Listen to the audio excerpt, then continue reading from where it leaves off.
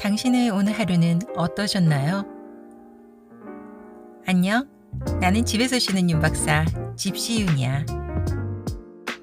자초지종도 모르면서 무조건 약자로 보이는 쪽의 편을 드는 사람 때문에 억울하거나 피해를 당한 적은 없니? 오늘은 약자로 보이는 사람을 편드는 사람 때문에 진정한 선량함을 가진 사람이 힘들어하는 마음에 대해 얘기하려고 해.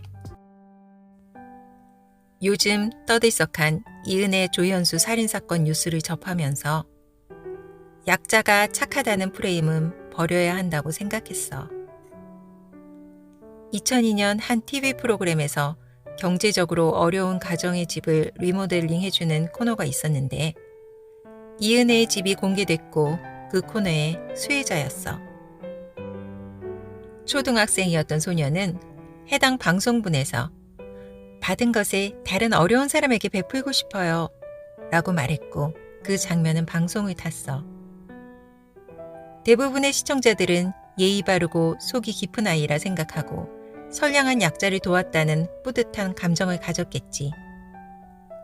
그러나 불우한 환경이 그녀를 범죄자로 본 것인지 아니면 일찍이 방송을 알게 된 후 쉽게 속는 사회를 이용한 것인지 자신이 남편 살인을 저지르고도 오히려 사고조사 때문에 남편 사망 보험금을 주지 않는다고 언론사에 보험사를 제보했어.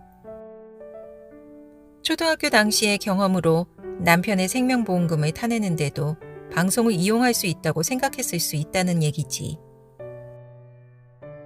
비슷한 사건은 이전에 더 있었어. 어금니 아빠 사건. 유전병을 알게 된 딸을 지극히 사랑하는 선량한 약자의 모습으로 시청자들의 관심을 받고 후원금을 모으게 되지. 하지만 경제난을 호소하면서 후원금을 모집한 정황과는 달리 고가의 외제 차량을 다량 보유하고 호화로운 생활을 하며 상습적인 성폭행과 살인을 저질렀어. 가끔 돈만 있으면 누가 저러겠어? 라는 식으로 가해자를 옹호하는 듯한 논조가 등장해. 사실 피해자 입장에서 생각한다면 이것만큼 몰상식한 소리도 없어. 고통받는 사람이 있다는 사실을 무시하고 홀로 도량이 넓은 척, 이해심이 많은 척, 관용을 운운하는 것은 진실한 선량함이 아니야. 게다가 이런 사람일수록 정작 자신이 조금이라도 손해를 볼라치면 금방 애가 달아 발을 동동거리는 경우가 많지. 일상에서도 나이와 관계없이 이런 경우가 많아.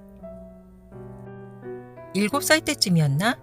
내 유년기는 수줍고 말 한마디 못하는 아이였어. 그것을 알았는지 매번 내가 그네를 타고 있으면 나보다 1살 어린 애가 와서 항상 반말을 하고 때리고 뺏었어. 나는 등치가 크고 그 애는 나이보다도 왜소했지.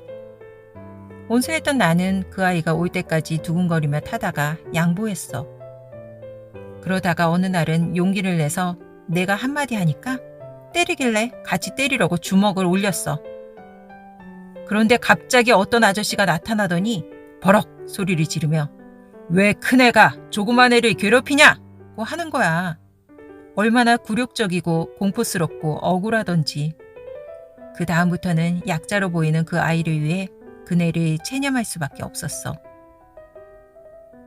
착하게 그러나 단호하게 라는 책에서는 이런 비슷한 예들이 나와. 그중 몇 가지만 가져와 볼게. 바쁘지만 물건을 사려고 한참 줄을 서고 있는데 자신보다 나이 많아 보이는 사람이 새치기를 하더래. 그래서 입씨름으로 이어졌어. 그러자 누군가 끼어들면서 젊은 사람이 그렇게 시시콜콜 따지면 못 써.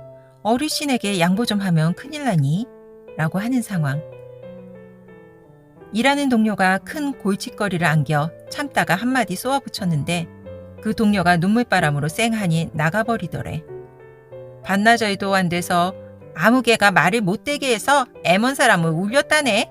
라는 소문이 퍼지고 곧 다른 동료가 와서 나를 생각해주는 척 다 같은 동료인데 조금만 더 이해해주지 라며 훈계를 늘어놓는 상황. 대학 시절에 룸메이트와 같이 살았대. 그런데 그 룸메이트가 청소도 하지 않고 계속 어지럽히더래.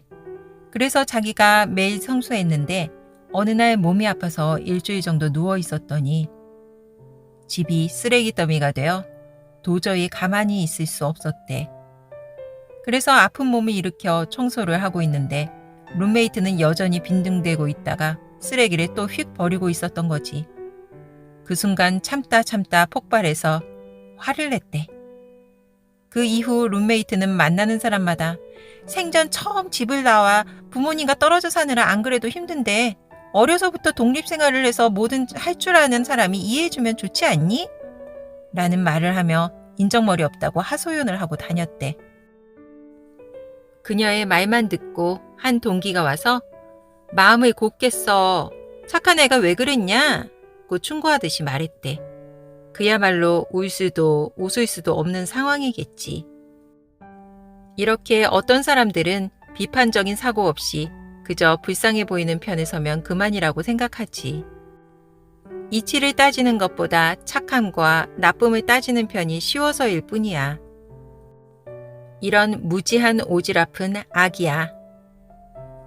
어떤 일은 원인이 결과보다 중요하지만 반대로 결과가 원인보다 훨씬 중요한 일도 많아.